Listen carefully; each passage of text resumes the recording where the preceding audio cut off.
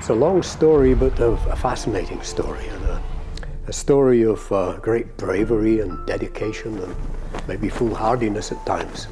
How, locals together with another country, they can work together and they can use local knowledge and manage to overwin a sort of superior enemy, if you like. We have a very close link in the club with Norwegians, and it was with that in mind that a group of us wanted to come up and look at the Shetland Islands, see where the Shetland Bus operated from, and remember with pride and gratitude the amazing feats of endurance and courage which they performed during the war.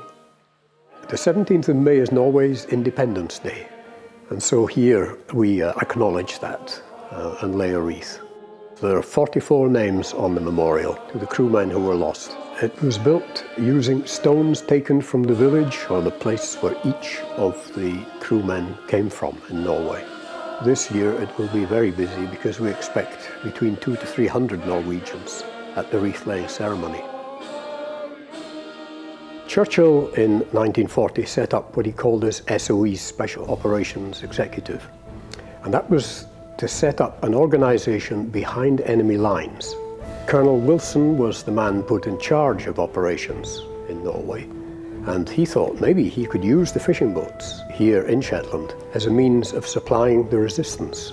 They were obviously disguised as fishing boats, but if the Luftwaffe got too close, they could hit a lever and up pop these Lewis guns with a system of weights. If they were crewed by Norwegians, maybe they could infiltrate the coast, land agents, saboteurs, radio operators, supply all the munitions, and very importantly, bring back refugees and bring back agents.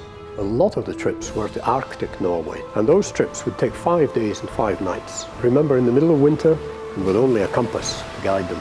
But in the main, there was never an accident caused by poor navigation.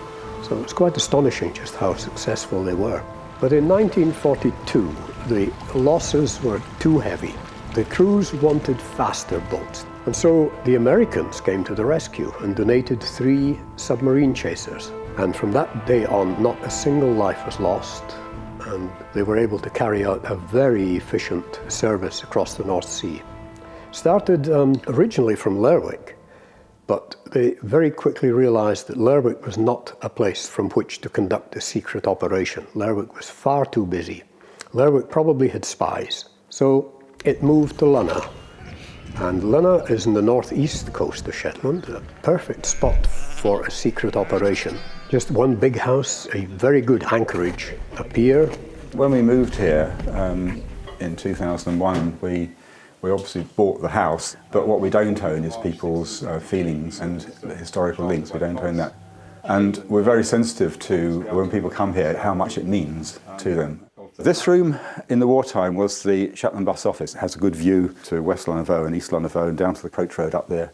David Howarth, the sub-lieutenant who was in charge of the day-to-day operations up there, his ashes are scattered at Lunna, and he has a plaque on the wall in the churchyard. They realized after the first winter that there were problems. The boats would come back, very often smashed to pieces, either through the Luftwaffe attack or the weather, and the one was nearly as bad as the other. And they found it very difficult to repair them at Lunna. Maybe as a lesser issue, there was no sort of social life for these young men. And we have to bear in mind they were all volunteers, they were not enlisted. There was a BBC interview done here in the house with Leif Larsen, and he said the biggest single issue about London was that it is impossible to defend.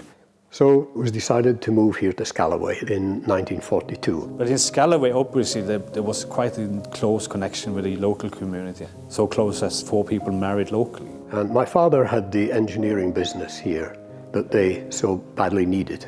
So they asked him if he would sort of look after them, and he said yes. And I think it was good for them as well. When they came back from missions, they had some locals to talk to. And the Norwegians weren't very good in English, and obviously the locals in Scalloway didn't speak much Norwegian. But old Jack Moore always recommended the young Norwegians to go and find themselves a sleeping dictionary. That was his advice.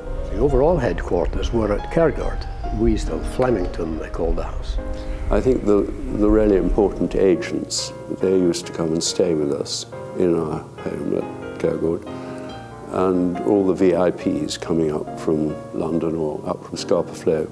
My father really just came to support Mitchell, and then Mitchell was promoted, and at that point my father was, to his own surprise I think really, asked to take command of the operation. But my mother was also in SOE, so they were both sort of in the racket together.